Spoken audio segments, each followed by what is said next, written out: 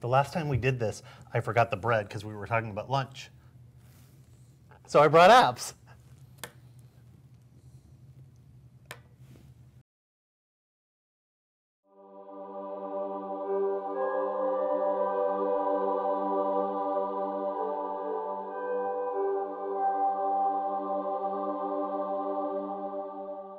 We're not talking about those kind of apps, though, are we? Are they cold? No, I just got them. From where? Wawa. Wawa. What have you done?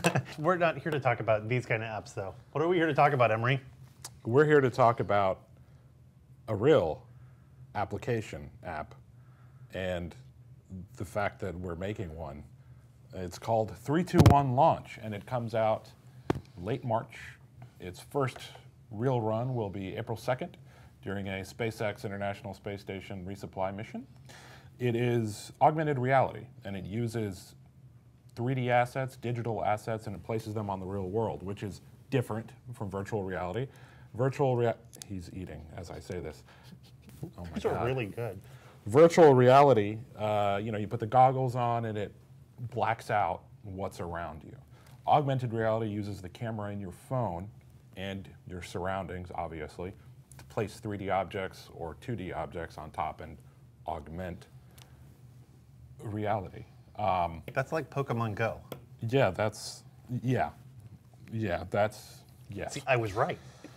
That smells surprisingly good. Right? They are good. They're like little bites of heaven. So, the name of the app, like I said, is 321 Launch. It comes out late March, early April. Like I said, the first test will be April 2nd during SpaceX's CRS-14 mission, and there are two aspects to the app. The first is an educational experience where you can, from start to finish, drag a rocket out to Launch Complex 40, a Falcon 9 rocket, drag it out to the pad, explore, learn about the pad and its surroundings, all the way up to launch. You launch the rocket, it launches, it's a mock CRS mission, so it's topped with the Dragon spacecraft. It goes up. After separation, you can even control the landing as well. Can you do this anywhere? You can do this anywhere. Okay, so if I wanted to launch this rocket from, say, Epcot at Mission Space, I could do that? You could do that.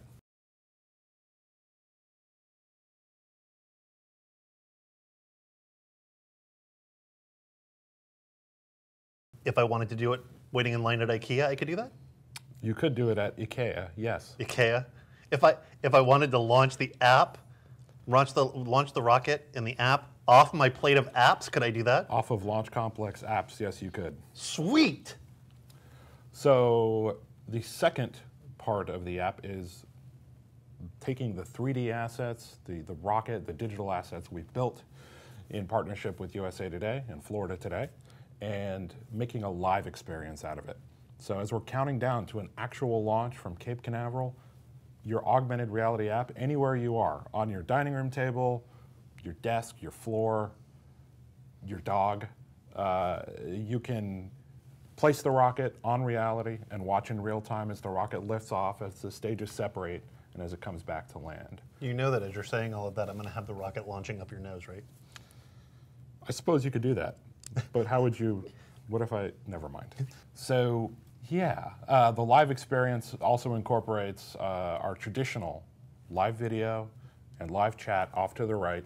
You don't have to stick to the augmented reality. If you don't want to, you can keep the augmented reality to the left, live chat and live video to the right, and get best of both worlds. The app includes push alerts, it includes a launch calendar, more access to our space news, and it's free. Oh, free. I like free. These apps were not free. So, when this is done, we are going to actually have to eat these. You going to expense those? No, because I didn't get a receipt. So basically, it's all Emery all the time on this app, right? It is my voice in the educational experience, yes. And then when there's a launch going on, that's your voice that'll be... Yeah, it'll be myself and esteemed space reporter James Dean. Yeah, that guy. So, Emery, what you're telling me about this app, because I have gotten to play with it a little bit, but I haven't done the full experience with the launch and everything.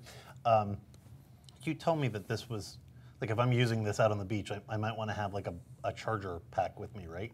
Yeah, AR, augmented reality, is a brand new technology Your phone will get hot, your tablet will get hot, battery will run down quickly.